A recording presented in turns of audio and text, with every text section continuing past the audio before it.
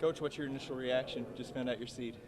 It's kind of what they've been predicting all along. I think when the first 16 came out, when we were a 4, we felt pretty good about that. And so to be on this run and to be in that consideration for being on the 1 line, shows the class of this team and really how they came together down the stretch.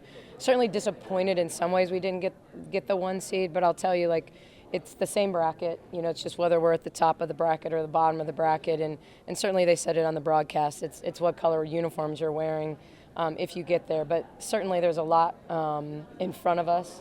A potential rematch with Michigan. I haven't watched Hawaii yet, obviously. But I know Ole Miss had a breakthrough year. South Dakota is always good. I watched them in a squeaker against Oklahoma early in the season. So really good teams certainly come into Waco for that first and second rounds. Coach, it's all about ratings. Did you kind of expect LSU to be in your bracket? I did.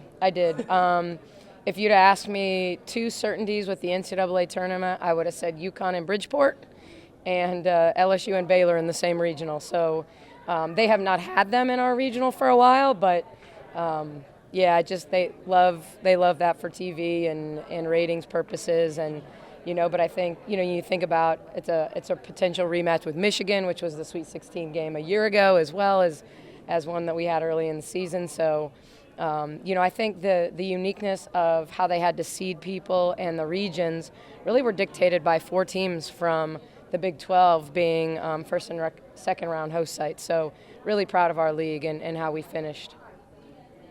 Do you feel like there's going to be some extra motivation just because you didn't end up in that number 1 spot? It's hard to say. I mean, I think we were obviously trending towards that, so you get excited about that possibility. You start hearing the talk of men's and women's teams both being number 1. At the same time, it's about playing the games. And whether you're playing a 15 or a 16, whether you're playing an 8 or a 7, you're going to get good basketball in the NCAA tournament. You're going to get motivated teams, and so. We just want to let this last one go, get back to playing really good basketball, and hopefully, have a lot of support in Waco. Coach, for you personally, how excited are you to be back in this atmosphere, college basketball postseason again? Yeah, I mean, usually I'm planning my scouting trips for which regionals have the most prospects in it. So I am excited, and I've never been in a situation where I've been a part of a team that hosted first and second rounds. So for me, that's really exciting, this idea of being able to kind of share this with our fan base. And I didn't even look to see whether we play Friday or Saturday. So tell me which day we play. Friday.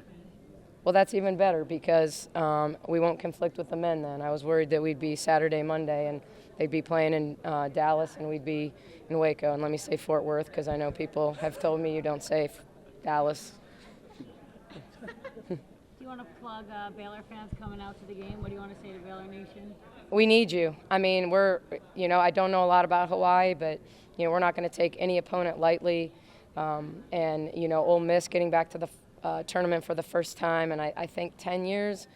South Dakota gets there a lot. I had the chance to play at South Dakota in a WNIT championship my last year at FGCU. So always a really, really good team. So we need our fans. We need it to matter that we're playing at home. We need a home court advantage because it's what women's basketball allows, and so we got to take advantage of it.